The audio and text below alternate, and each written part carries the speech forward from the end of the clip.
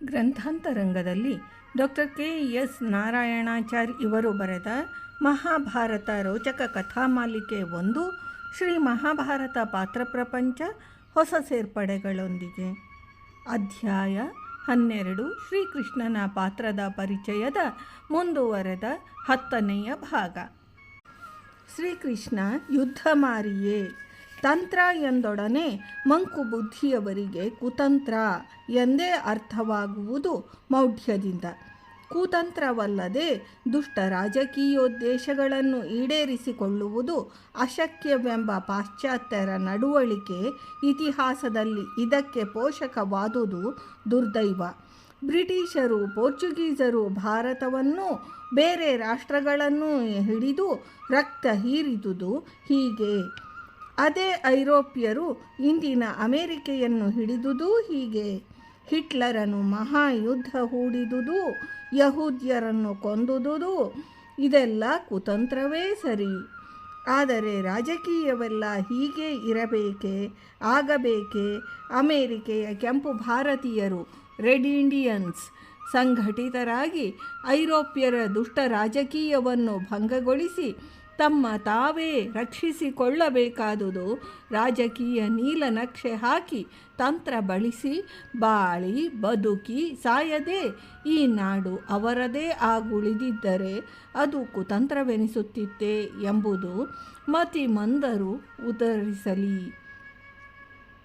ಬದುಕಲು ಯತ್ನಿಸುವ ತಂತ್ರವೂ ಕುತಂತ್ರವೆಂದೆನ್ನುವ ಹುಚ್ಚರಿಗೆ ಅವರು ಸಾಯಲು ಬಿಡುವುದೇ ಒಳ್ಳೆಯದು. ಆದರೆ ನಮ್ಮ ದುರ್ದೈವಕ್ಕೆ ನಾವು ಅವರೊಡನೆ ಸಮಾಜದಲ್ಲಿರಬೇಕಾಗುತ್ತದೆ. ಬಿಳಿಯರ ದಬ್ಬಾಳಿಕೆಯ ಆಕ್ರಮಣ ನೀತಿಯಿಂದ ಗುಲಾಮರಾಗಿಯೂ, ಸ್ವದೇಶದಲ್ಲಿಯೇ ತಬ್ಬಲಿಗಳಾಗಿಯೂ, ದೌರ್ಜನ್ಯಕ್ಕೊಳಗಾಗಿಯೇ ದಿನಂಪ್ರತಿ ಸಾಯುತ್ತಿರುವವರ ಆಫ್ರಿಕೆಯ ಕೃಷ್ಣವರ್ಣರು, ಕರಿಯರು ಸಂಘಟಿತರಾಗಿ ಆ ಆಕ್ರಮಣವನ್ನು ಸಮರ್ಥವಾಗಿ ಹಿಮ್ಮೆಟ್ಟಿಸಲು ಬದುಕಲು ಹೂಡುವ ತಂತ್ರ ಹೇಗೆ ಕುತಂತ್ರವೆನಿಸಿತು? ಶ್ರೀಕೃಷ್ಣ ದುಷ್ಟರ ಅತಿಕ್ರಮಣವನ್ನು, ಅತ್ಯಾಚಾರಗಳನ್ನು ಸಮರ್ಥವಾಗಿ ತಡೆದು ಅವರಿಂದ ಭೂಮಿಯನ್ನು ರಕ್ಷಿಸಿದ ರಕ್ಷಕ. ಅವನ ಹೆಸರೇ ಇದನ್ನು ಸೂಚಿಸುತ್ತದೆ. ಕೃಷಿ ಎಂದರೆ ಭೂಮಿ, ನ ಎಂದರೆ ನೆಮ್ಮದಿ. ಭೂಮಿಗೆ ನೆಮ್ಮದಿಯನ್ನು ನೀಡುವವನೇ ಕೃಷ್ಣ ಎಂಬುದು ಪ್ರಾಚೀನ ನಿರ್ವಚನ. ಇದನ್ನು ತನ್ನ ಅವತಾರದುದ್ದಕ್ಕೂ ಮಾಡಿದ ಶ್ರೀಕೃಷ್ಣ ಅತಿಮಾನುಷನೆಂಬಲ್ಲಿ ಏನು ಸಂದೇಹ? ಪೂತನಿ, ಶಕಟ, ಕಂಸ, ಬಕ, ನರಕ, ಮುರ, ಬಾಣ ಮೊದಲಾದ ಲೋಕಕಂಟಕರನ್ನೆಲ್ಲ ತಾನೊಬ್ಬನೇ ನಿವಾರಿಸಿದ್ದು ಒಂದು ರೀತಿಯ ಭೂಭಾರ ಹರಣ.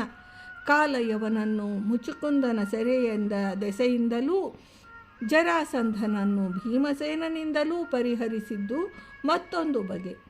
ಧೃತರಾಷ್ಟ್ರಪುತ್ರರ ಸುತ್ತ ಕಣ್ಣು ಕುರುಡಾಗಿ ಸುತ್ತುತ್ತಿದ್ದ ಧರ್ಮಾಂಧ ಭೀಷ್ಮ ದ್ರೋಣಾದಿಗಳನ್ನು ಪಾಂಡವರ ದೆಸೆಯಿಂದಲೂ, ಪಾಂಚಾಲ ವಿರಾಟ ಸೈನ್ಯದ ದೆಸೆಯಿಂದಲೂ ನಿರ್ನಾಮ ಮಾಡಿಸಿ ಧರ್ಮಕ್ಕೆ ಪಟ್ಟಗಟ್ಟಿದ್ದು ಸಾಮಾನ್ಯ ರಾಜಕಾರಣವೇನಲ್ಲ.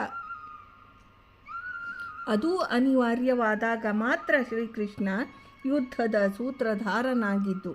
ಬುದ್ಧಿ ಹೇಳಬೇಕಾದವರಿಗೆಲ್ಲ ಹೇಳಿಯೂ ಫಲವಿಲ್ಲದೆ ಮೌಲ್ಯಗಳನ್ನೇ ಮೂಗು ಮುರಿದು ತಿರಸ್ಕರಿಸಿದ ದುರ್ಯೋಧನನನ್ನು ಇನ್ನು ತಿದ್ದುವುದು ಶಕ್ಯವಿಲ್ಲವೆಂದು ಖಚಿತವಾದಾಗ ಮಾತ್ರ ಶ್ರೀಕೃಷ್ಣನಷ್ಟು ಈ ಜವಾಬ್ದಾರಿಯನ್ನು ಹೊತ್ತ ಇನ್ನೊಬ್ಬ ಶಾಂತಿಪ್ರಿಯ ರಾಜಕಾರಣಿಯನ್ನು ಇತಿಹಾಸ ತೋರಿಸಲಾರದು.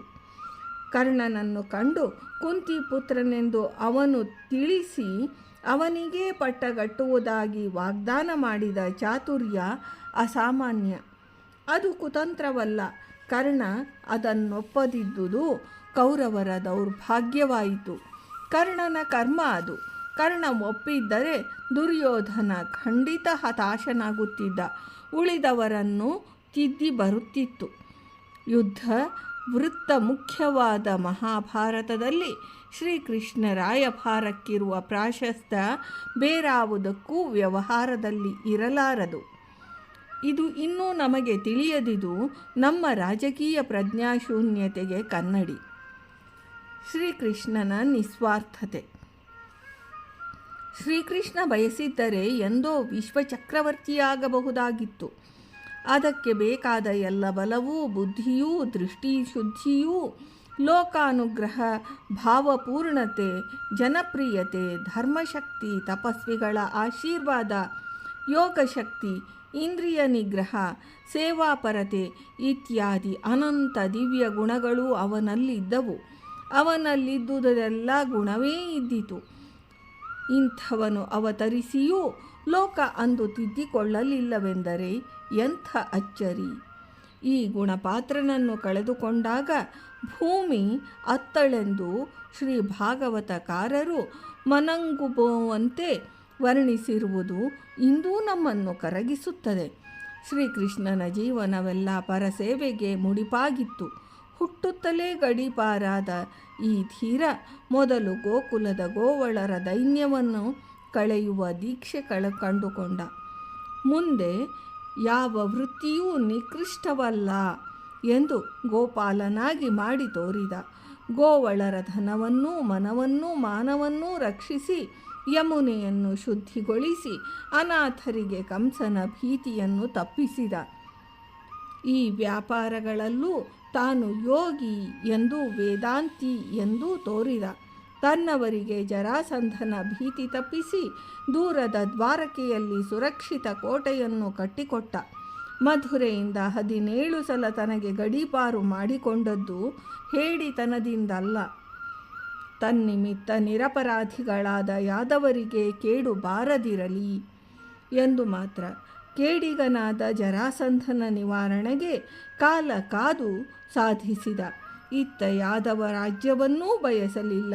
ಜನಸೇವೆ ಮಾಡುವವನು ಯಾವ ಅಧಿಕಾರದ ಸಂಕೋಲೆಯನ್ನು ಬಿಗಿದುಕೊಳ್ಳಬಾರದೆಂಬುದನ್ನು ಅನುಷ್ಠಿಸಿ ತೋರಿಸಿದ.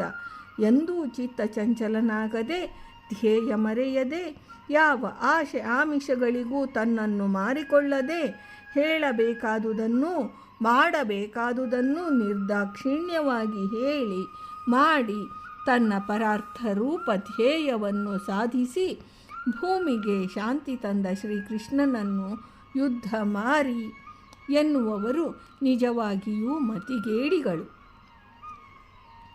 ವಿಶ್ವಕ್ಕೆ ಸಮರ್ಥ ಧರ್ಮಬದ್ಧ ದೊರೆಗಳನ್ನು ಸಂಪಾದಿಸಿಕೊಟ್ಟು ಅವರ ದಾರಿಯನ್ನು ನಿಷ್ಕಂಟಕವಾಗಿ ಮಾಡಿದ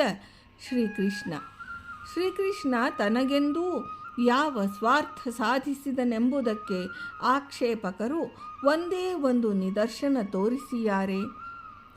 ಮಕ್ಕಳು ಸತ್ತ ಸಂಕಟದಿಂದ ಗಾಂಧಾರಿ ಶ್ರೀಕೃಷ್ಣ ವಂಶವೇ ನಾಶವಾಗಲೆಂದು ಶಪಿಸಿದ್ದು ಅವಿವೇಕದಿಂದ ಮಾತ್ರ. ಆ ಮಕ್ಕಳು ಉಳಿಯಲೆಂದು ಶ್ರೀಕೃಷ್ಣ ಎಷ್ಟು ಶ್ರಮಿಸಿದ್ದ ಎಂಬುದನ್ನು ಉಳಿದವರೆಲ್ಲರಿಗಿಂತಲೂ ಚೆನ್ನಾಗಿ ಅರಿತಿದ್ದ ಗಾಂಧಾರಿಗೆ ಅವಿವೇಕವಾದರೆ ಉಳಿದ ಇಂದಿನ ಆಜ್ಞರ ಪಾಡೇನು? ಬೈಗಳಕ್ಕೆ ಹೇಗೆಲ್ಲ ಅರ್ಹನಾದ ಧೃತರಾಷ್ಟ್ರನನ್ನು ಬೈಯದೆ ಶ್ರೀಕೃಷ್ಣನನ್ನು ಬೈಯುವವರೆಲ್ಲ ಈ ಧೃತರಾಷ್ಟ್ರ ಸಂತಾನವೆಂಬುದರಲ್ಲಿ ಸಂದೇಹವೇ? ಶ್ರೀಕೃಷ್ಣ ಕೇವಲ ಚೋರನೇ ಜಾರನೇ?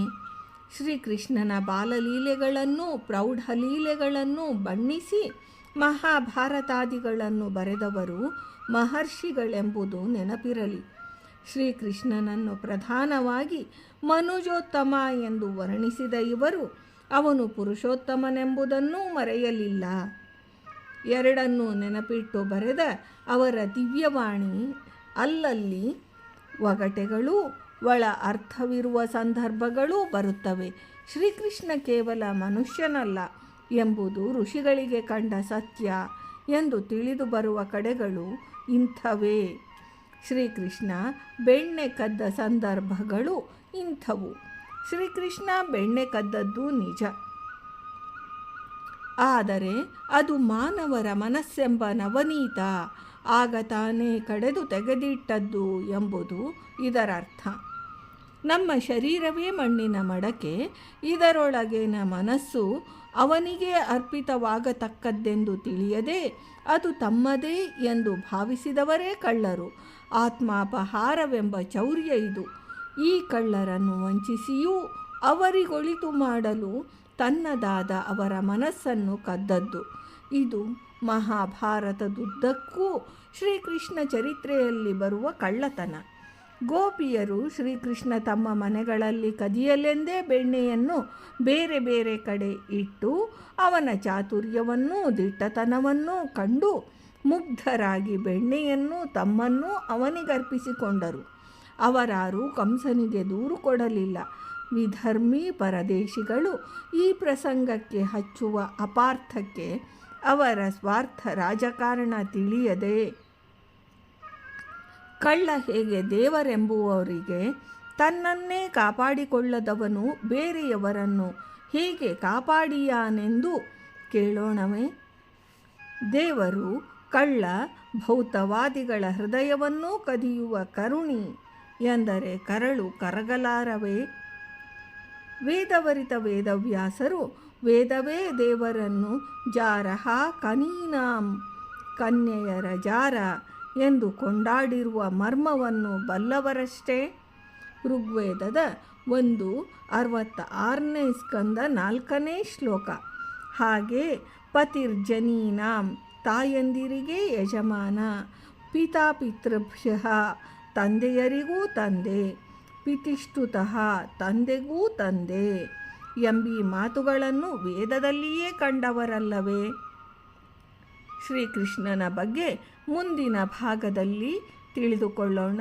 ಇವತ್ತಿನ ಈ ಭಾಗವನ್ನು ವೃಂದಾವನ ವಿಹಾರಿ ಶ್ರೀಕೃಷ್ಣನಿಗೆ ಸಮರ್ಪಣಾ ಮಾಡ್ತೀನಿ.